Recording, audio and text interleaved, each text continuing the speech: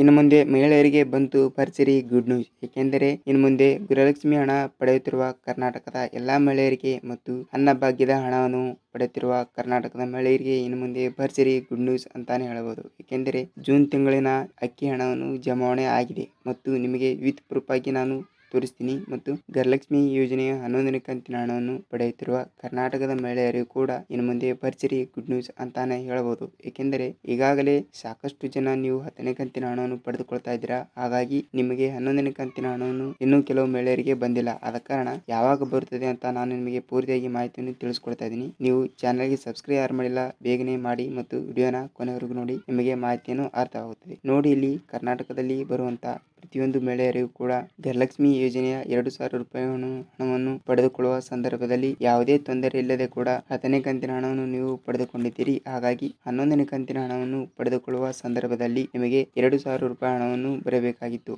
ಆದರೆ ಈಗಾಗಲೇ ಕೆಲವು ಮಹಿಳೆಯರಿಗೆ ಕೂಡ ಯಾವುದೇ ರೀತಿಯಿಂದಾಗಿ ಕೂಡ 11ನೇ ಕಂತಿನ ಹಣ ಬಂದಿಲ್ಲ. ಆದ ಕಾರಣ ಯಾವಾಗ ಬರುತ್ತದೆ ಅಂತ ನಿಮಗೆ ಹೇಳುವುದಾದರೆ, ನೋಡಿ, ಗೃಹಲಕ್ಷ್ಮಿ ಯೋಜನೆ ಹಣವನ್ನು ಬಿಡುಗಡೆ ಮಾಡಿ ಅವರು ಹಂತ ಹಂತವಾಗಿ 11ನೇ ಕಂತಿನ ಹಣವನ್ನು ಬಿಡುಗಡೆ ಮಾಡ್ತಾ ಇದ್ದಾರೆ. ಆದ ಕಾರಣ ನಿಮ್ಮ ಖಾತೆಗಳಿಗೆ ಇನ್ನೂ ಹಣವನ್ನು ಬಂದಿಲ್ಲ ಅಂದ್ರೆ ನೀವು ಸರ್ವರ್ ಸಮಸ್ಯೆ ಮತ್ತು ಟೆಕ್ನಿಕಲ್ ಇಶ್ಯೂ ಮತ್ತು ರಜಾ ದಿನಗಳು ಇರುವುದರಿಂದ ನಿಮ್ಮ ಬ್ಯಾಂಕ್ ಖಾತೆಗೆ ಇನ್ನೂ ಗೃಹಲಕ್ಷ್ಮಿ ಹಣವನ್ನು ಬಂದಿಲ್ಲ ಅಂತ ಹೇಳಬಹುದು. ಏಕೆಂದರೆ ನೀವು 1ರಿಂದ 10ನೇ ಕಂತಿನ ಹಣವನ್ನು ಪಡೆದುಕೊಂಡಿದ್ದರೆ ನಿಮಗೆ ಯಾವುದೇ ತೊಂದರೆ ಇಲ್ಲದೆ ಕೂಡ 11ನೇ ಕಂತಿನ ಹಣ 2,000 ರೂಪಾಯಿ ಹಣವನ್ನು ಬರುತ್ತದೆ ಅಂತ ಹೇಳಬಹುದು. ಮತ್ತು ಈಗಾಗಲೇ ಪ್ರತಿಯೊಂದು ಮಹಿಳೆಯರು ಕೂಡ ಪೆಂಡಿಂಗ್ ಹಣ ಕೂಡ ಉಳಿದಿದೆ ಅಂತ ಹೇಳ್ತಾ ಇದ್ರಿ. ಅವರಿಗೂ ಕೂಡ ಪೆಂಡಿಂಗ್ ಹಣ 5 ಕಂತಿನ, 6 ಕಂತಿನ, 7 ಕಂತಿನ, 8 ಕಂತಿನ ಹೀಗೆ ಪ್ರತಿಯೊಂದು ಕಂತಿನ ಹಣವನ್ನು ಕೂಡ ಉಳಿದಿದೆ ಅಂತ ನೀವು ಕೇಳ್ತಾ ಇದ್ರಿ. ಅವರಿಗೂ ಕೂಡ ಹಣವನ್ನು ಜುಲೈ ತಿಂಗಳಿನ ಮೊದಲನೇ ವಾರದಲ್ಲಿ ಬಿಡುಗಡೆ ಮಾಡ್ತಾ ಇದ್ದಾರೆ. ಆದ ಕಾರಣ ನಿಮ್ಮ ಖಾತೆಗಳಿಗೆ ಪೆಂಡಿಂಗ್ ಹಣ ಆಗಲಿ ಮತ್ತು ಗೃಹಲಕ್ಷ್ಮಿ ಯೋಜನೆ ಹಣ ಆಗಲಿ ಬರ್ತಾ ಇದೆ. ನೀವು ನಿಮ್ಮ ಬ್ಯಾಂಕಿಗೆ ಹೋಗಿ ನಿಮ್ಮ ಆಧಾರ್ ಕಾರ್ಡು ಮತ್ತು ನಿಮ್ಮ ಬ್ಯಾಂಕ್ ಪಾಸ್ಬುಕ್ ತೆಗೆದುಕೊಂಡು ಹೋಗಿ ಸೀಡಿಂಗ್ ಅನ್ನು ಮಾಡಿಸಿ. ಇಲ್ಲವಾದರೆ ನೀವು ಸೀಡಿಂಗ್ ಆಗಿದಿಲ್ಲ ಅಂತ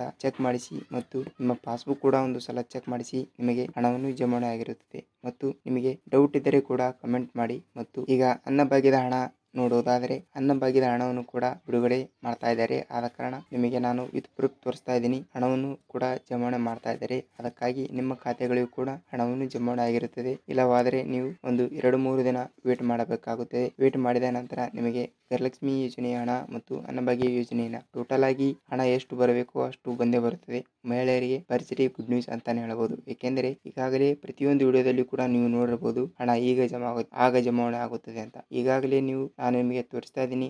ಅನ್ನಭಾಗ್ಯದ ಹಣ ಕೂಡ ಜಮಾವಣೆ ಆಗ್ತಾ ಇದೆ ಮತ್ತು ಗೃಹಲಕ್ಷ್ಮಿ ಯೋಜನೆ ಹಣವನ್ನು ಕೂಡ ಸ್ವಲ್ಪ ದಿನ ವೇಟ್ ಮಾಡಿ ನಿಮಗೆ ಕೂಡ 11ನೇ ಕಂತಿನ ಹಣವನ್ನು ಜಮಾವಣೆ ಆಗುತ್ತದೆ. ಮತ್ತು ನಿಮಗೆ ಯಾವ ಕಂತಿನ ಹಣವನ್ನು ಬಂದಿಲ್ಲ ಮತ್ತು ಅನ್ನಭಾಗ್ಯದ ಹಣವನ್ನು ಕೂಡ ಬಂದಿಲ್ಲ ಅಂದ್ರೆ ಕಮೆಂಟ್ ಮಾಡಿ, ನಾವು ಆ ಟಾಪಿಕ್ ಜೊತೆಗೆ ಒಂದು ವಿಡಿಯೋನ ಕ್ರಿಯೇಟ್ ಮಾಡ್ತೇವೆ. ಅದಕ್ಕಾಗಿ ನೀವು ಮೊದಲ ಬಾರಿಗೆ ನಮ್ಮ ವಿಡಿಯೋನ ನೋಡ್ತಾ ಇದ್ರೆ ಚಾನಲ್ಗೆ ಸಬ್ಸ್ಕ್ರೈಬ್ ಮಾಡಿ ಮತ್ತು ವಿಡಿಯೋನ ಕೊನೆವರೆಗೂ ನೋಡಿ. ಮತ್ತು ಯಾವ ಜಿಲ್ಲೆಗಳಿಗೆ ಹಣವನ್ನು ಬಿಡುಗಡೆ ಮಾಡಿದ್ದಾರೆ ಅಂತ ಹೇಳುವುದಾದರೆ, ನೋಡಿ, ಕೋಲಾರ ಜಿಲ್ಲೆ, ಮಂಡ್ಯ ಜಿಲ್ಲೆ, ಮೈಸೂರು ಜಿಲ್ಲೆ, ಚಾಮರಾಜನಗರ ಜಿಲ್ಲೆ, ಮಂಗಳೂರು ಜಿಲ್ಲೆ, ಕೋಲಾರ ಜಿಲ್ಲೆ, ಬೀದರ್ ಜಿಲ್ಲೆ, ವಿಜಯಪುರ ಜಿಲ್ಲೆ, ಗುಲ್ಬರ್ಗ ಜಿಲ್ಲೆ, ಯಾದಗಿರಿ ಜಿಲ್ಲೆ, ಕೊಡಗು ಜಿಲ್ಲೆ, ಉಡುಪಿ ಜಿಲ್ಲೆ ಮತ್ತು ಬಾಗಲಕೋಟೆ ಜಿಲ್ಲೆ. ಇಷ್ಟು ಜಿಲ್ಲೆಗಳಿಗೆ ಗೃಹಲಕ್ಷ್ಮಿ ಯೋಜನೆ ಹಣ ಮತ್ತು ಅನ್ನಭಾಗ್ಯ ಯೋಜನೆ ಹಣ ಬಿಡುಗಡೆ ಮಾಡಿದ್ದಾರೆ ಕೂಡ ಅಂತ ಹೇಳುವುದಾದರೆ, ನಿಮಗೆ ಪ್ರತಿಯೊಂದು ಮಹಿಳೆಯರು ಕೂಡ ಹಣವನ್ನು ಜಮಾವಣೆ ಆಗಿರುತ್ತದೆ. ನಿಮಗೆ ಹಣವನ್ನು ಜಮಾವಣೆ ಆಗಿದ್ದರೆ ಕಮೆಂಟ್ ಮಾಡಿ ಮತ್ತು ವಿಡಿಯೋನ ಪೂರ್ತಿಯಾಗಿ ನೋಡೋದಕ್ಕೆ ಧನ್ಯವಾದಗಳು. ಮತ್ತೆ ಮುಂದಿನ ವಿಡಿಯೋದಲ್ಲಿ ಭೇಟಿಯಾಗೋಣ. ನಮಸ್ಕಾರ.